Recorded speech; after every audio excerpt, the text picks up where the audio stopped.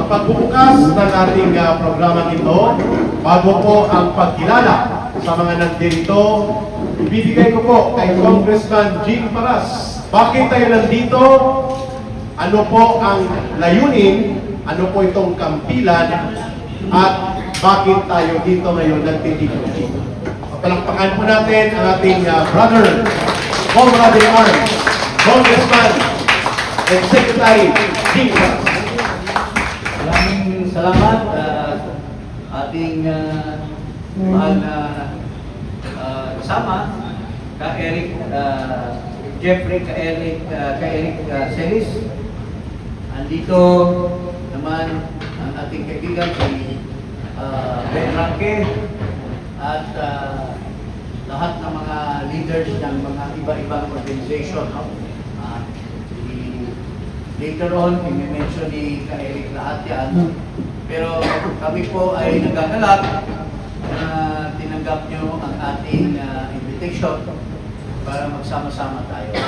Ngayon kasi, nagiging seryoso na ang ating pagsubok. With the advent of our Filipino brothers and sisters, naglabas ang mga survey companies, SWS at ang ating isa namang Pulse Asia. Pinakita na sa taong bayan na wala ng tiwala ang mga kababayan natin. Kayo na mga kasali din kay Marcos Jr. Negative 3 siya as of December sa SWS, negative 14 naman doon sa Pulse Asia. I will not be surprised na by next month, pag nahain na yung impeachment sa kanya, mayroong mga grupo na definitely na mag-file ng impeachment. Kanina,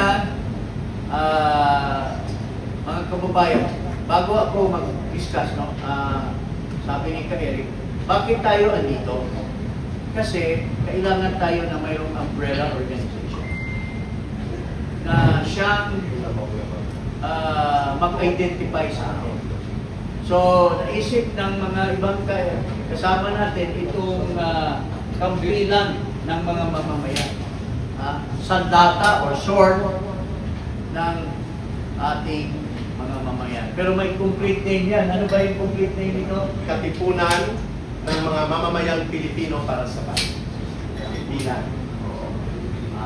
So, mga kababayan, mga album kapatid nandito, each one of you represents an organization. I think we're 14 organizations. 14.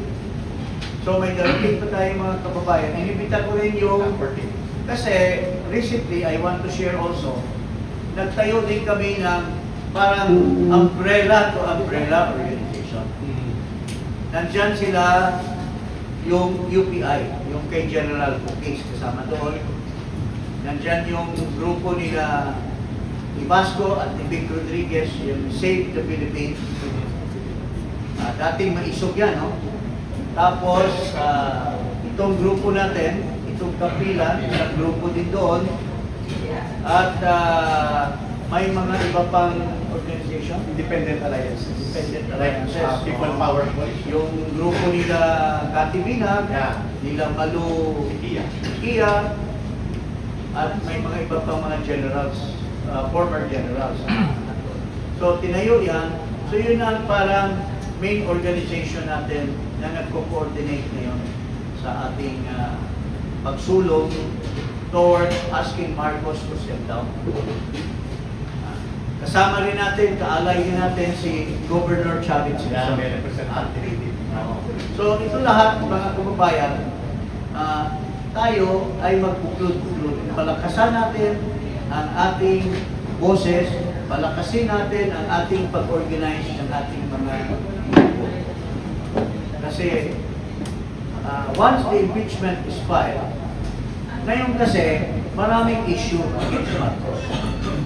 Pero nalulunod lamang kasi kasi gumastos sila ng todo-todo. Kayo mga vloggers, alam niyo ito eh. Yes. Todo-todo ang ginagastos nila para sa trolls. Ngayon nga, may mga trolls sila, mga Amerikano na ang mga pangalan. Diba? So, ngayon, pero kung ilabas natin ang baho lahat ni Marcos in an impeachment complaint, pwersado ang Kongreso na i-recognize sila. Ang mga mainstream media, pwede nilang hindi nila i-ignore kasi formal na nakahain. At doon makikita na formal yung mga complaint laban sa kurakot na Marcos. At ito, lalabas ito sa buong mundo. Kasi kino-cover naman ang ating Congress ng mga ibang mga media sa ibang bansa. So this will pressure him more. Ngayon nga, mukhang desperado na kung ano-ano ng mga panira. Ngayon nga sa Diaryo, itong si Montalban, isang writer sa Diaryo yata ni Speaker Romualdez yan. Pero Bata niya, tinira kami ni Mikey Pitsol at si Cobb Chavez na kami daw ang nasa likod ng impeachment. At isa-isa kami na nilalagyan ng mga dati namin ginagawa na kami daw ang sa panahon ni Duterte, kami daw ang nagsusuppress ng freedom ng mga kalaban. So, binabaliktad nila. So, yun po. So, nandito po tayo para magkaisa. So, I will repeat. Dito na habaan pa ang sabihin ko. Ang importante sa isa't isa natin na sa puso at diwa natin ang samahan. So, let us unite and let us also unite with the other groups para magkaroon tayo ng isang boses ng sambayanan. So, without much ado, magpapasalamat po ako sa inyo lahat na nandito po kayo. And there will be siguro some of our friends still coming. At magandang hapon po sa inyo lahat. And Ka-Eric will explain to you the details nito ating samahan.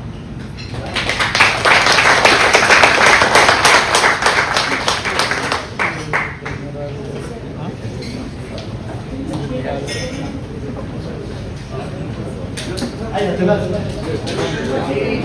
General Armojedes Esquerol.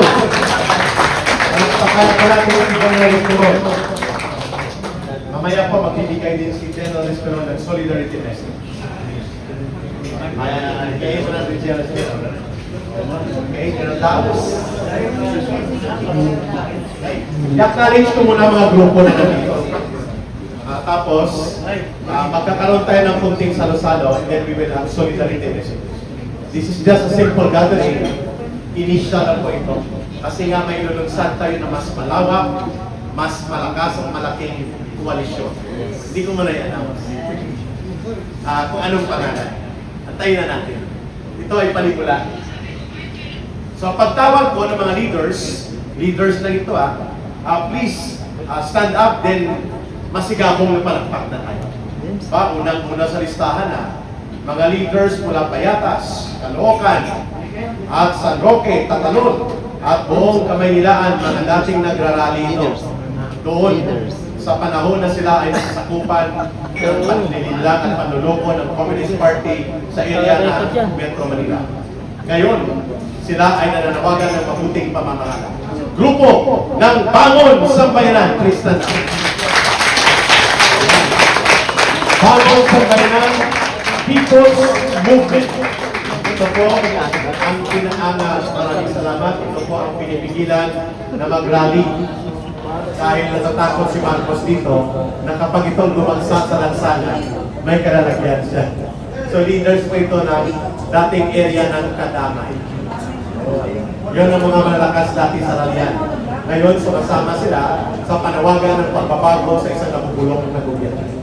Hindi para pabagsakin ng gobyerno, panawagan ng pagbabagong reforma. Hindi para pabagsakin ang gobyerno. Number 2, palakpakan natin Inday Cares Association. Kayo lang pinakamarami.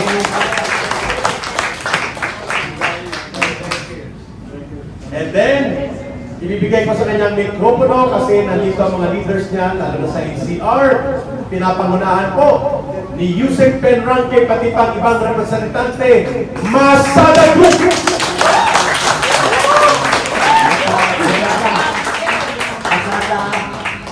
Tawagan po na Masada Ichihan Nene Magali. Ito yung kailangan lang ng mga kapatid. Masada Corbinor, Cesar Putapay.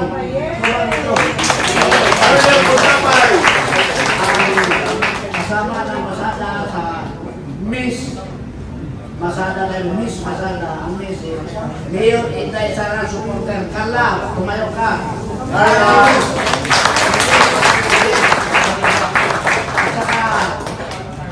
Ako po, ang Masada po, Mayor's Apostrophe S, Das, Sara Duterte Alliance, siya, Masa, Sara Duterte Alliance, si Nene, at saka si Miss Masada ng Panginoon.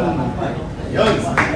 Paglaban, walang tulihan, hanggang mamatay. Ang Masada po ay Nationwide Alliance. Kaya ito ay Alliance of Alliances. Siyempre, nandito rin po ang iniwag pamahuli. Sara na!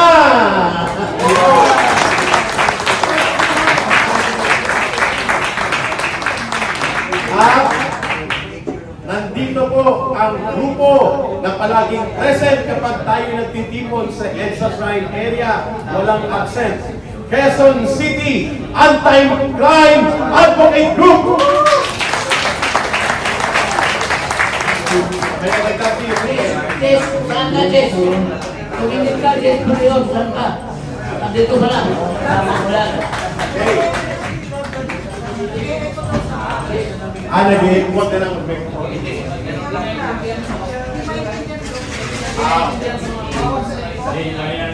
Okay, hindi ko alam eh. Okay. Mas malakas ako yata boses ko doon. Ito na lang, dito na lang. Masakit na sa audio nila. At hindi nila ma-carry yung mga messages. No? So ulitin ko lang, kanina nandito ang Bangon Sambayanan People's Movement. Nandito din po. Meron pa rin. Okay na ba yan? O okay na na wala lang mic? Meron pa rin. Hello. Mamaya na lang. Para makapagpatuloy tayo, no? Ma-delay pa tayo noon. Pakinggan natin muna, concentrate sa ating mga pinapakilala. Quezon City Anti-Crime Advocate. Napaka natin. At, of course, nandito po ang Muslim Alliance of the Philippines. Nandito po ang Muslim Brotherhood of Business Group in Green Hills.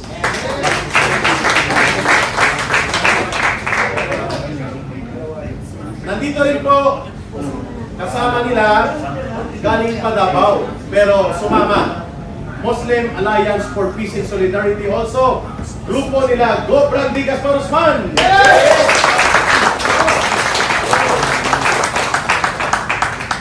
Tapos, nandito rin po ang Duterte Riders Team of the Philippines.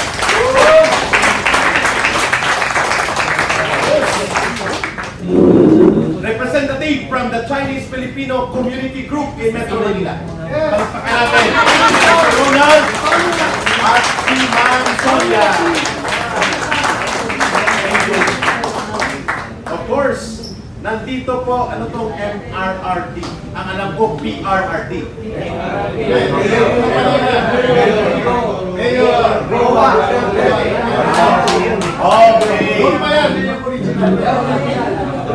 Okay. Sorry kasi nakabukas si PRRD na. MRRD is itong original na bumuo ng campaign team para sa Kilusang Tatay Digong sa pagkapangulo. Ito, maganda nito. Pwede ba natin makita ang representanteng leader ng The Professionals for Christ? Ay, nahanap pa. Kasi nga nakalagay doon Robinson's Circle na pinunta nila Galleria. Pupunta tayo doon sa Black Friday protest kasi nandun yung Insas Rally. Next, the Bangsamoro Ladies for Peace. Salamat.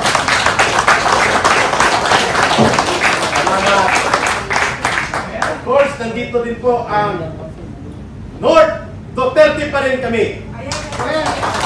Yes. At Solid North, at the same time, they are representing the group na binubuo ni Governor Chavez Singson. At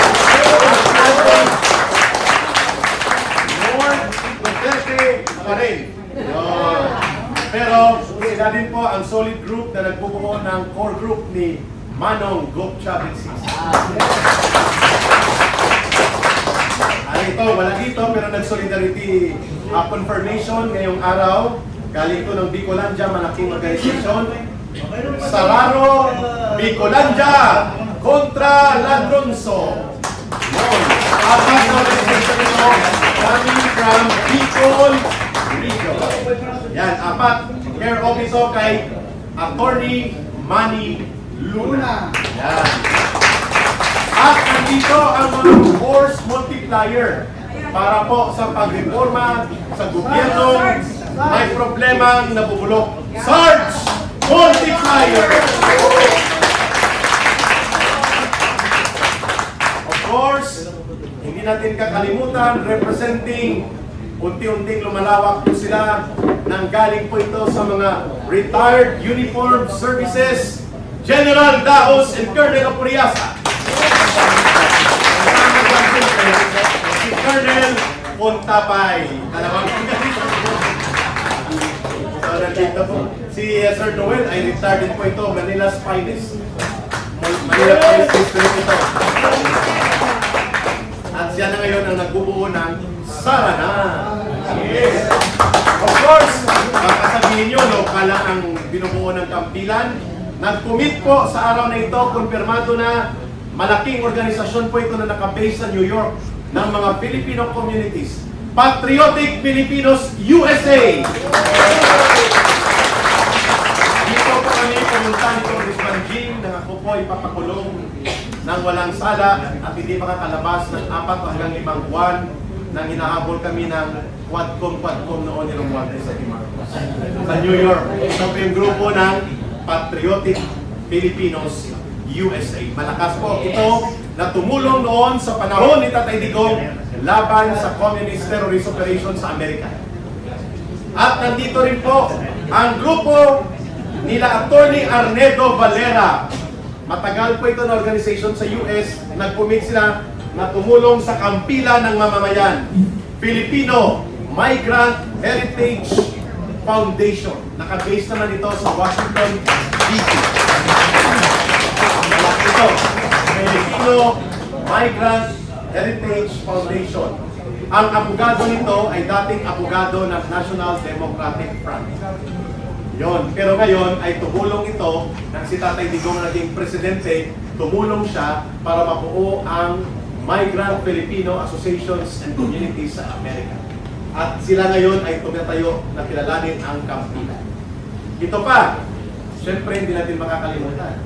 Isa sa mga kinikilala, tinitingalang leader na matino ng ating Armed Forces of the Philippines, naging Chief of Staff, naging National Security Advisor sa panahon ni Tatay Digong, at naging susi kung bakit nagkaroon ng matatag na pagpapatupad ng National Task Force to End Local Communist Armed Conflict, si Secretary and General Hermo Hines Espinosa. Ang General ng Sambayanang Pilipino. Okay, nandito. Ang pangalan niya hindi ko makita. Wala dito. Ito siya. Okay. Inday sa dagat advocate. Hindi po ito mga fish vendors, kundi ito ay tagapagtanggol ng karagatan, kalikasan. Si Sir Gerson po ito, ang representante ay si Atty. Arnel. Yun, thank you, Atty. Arnel. At of course, nandito din po, kanina nakita ko pero mukhang kumuha ng juice. Si brother, isa sa mga senior media practitioner. Tumutulong din sa ating communications program. Si brother Eli Saludar. Naging vice president ng RMN Network.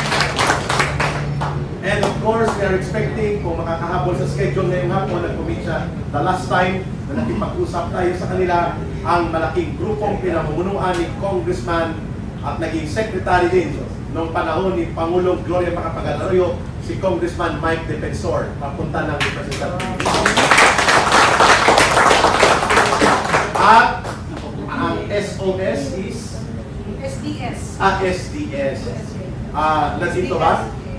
Sara Duterte Supporters International. Kasama niya ito yun. Atty. Arnie Valera din. Sa New York. Okay. Atty. Arnie Valera. Okay. SDS is an international alliance of solid Sara supporters. Okay. Then, nandito po ang Duterte pa rin! Nandito po ang grupo.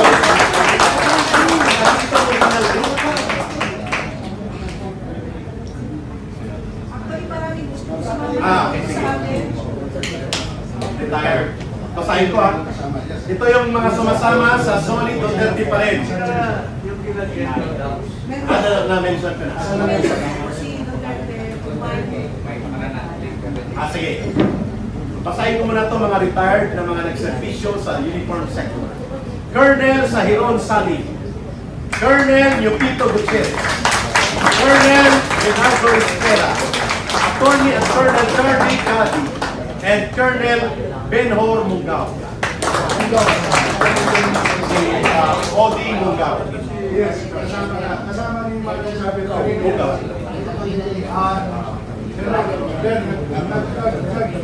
Pakinggan muna natin. Kasi mga nag-comment ito eh. Nangako sila na magsusupport natin ng conference kay Manong Chavez at saka sa mga gawain natin. Yun. Saan nyo po? Parami sila ng parami na retired. Okay. Bago po ang mga solidarity messages, at bago po tayo kasi ihanda na po ang masarap na pansit. Sige, ilista mo para tawin ko para hindi ko makaligtaan. Habang nandito po tayo, mga kababayan, mga kasama, bigyan niyo po kami ng pagkakataon na panginihanda ang ating salo-salo at pabalik tayo. Kasi ang request natin na ililibre ang lugar na to ng isang kasama natin, ang pangalan niya ay Congressman Jing Paras, hanggang 6:30. Hindi niya tayo papabayarin.